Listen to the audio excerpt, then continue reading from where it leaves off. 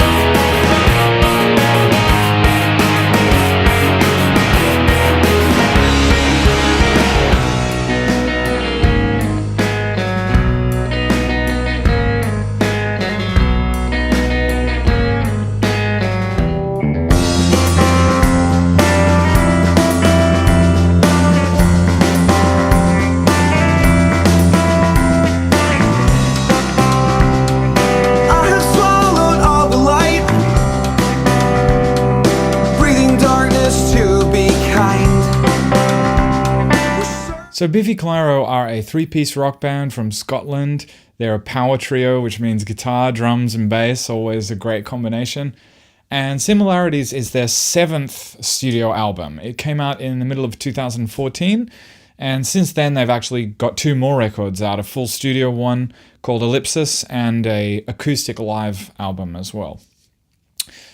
So if you're not familiar with BIffy Clyro's music, the way that they release their albums is that they do their main albums on a 2-year cycle. So they'll release a main album, and then the next year, in between the 2 main albums, they do an album of B-sides from the previous main album and some other songs that, have just been floating around. So Similarities is actually a B-sides album from the 2013, I believe, record Opposites. So even though Opposites is a fantastic album, and hearing that was actually how I got into BIffy Clyro in the first place, hearing them play different people, I actually like Similarities more.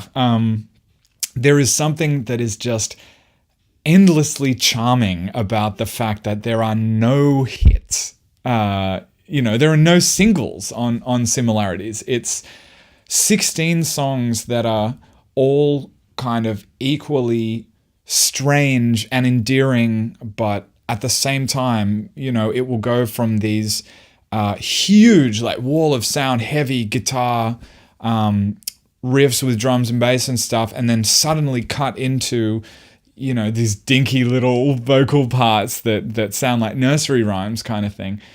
So it is a rock record, and there's some parts on the album that are really catchy and push really hard.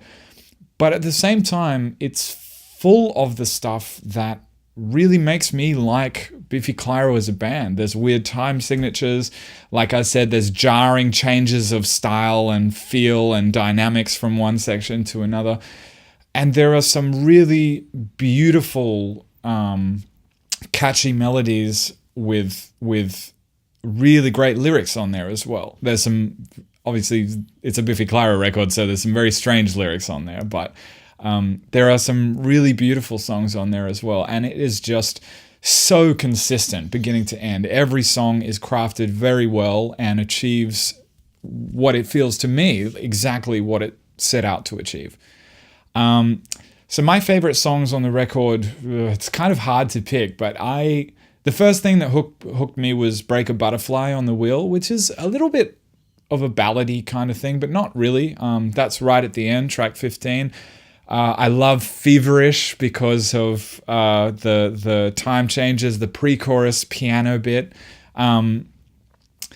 which is in 7, is really cool. I love the rhythmic ideas in Finger Hut is a great song. Oh, and Sorry and Thanks has an amazing huge guitar riff before the main chorus. It's really cool.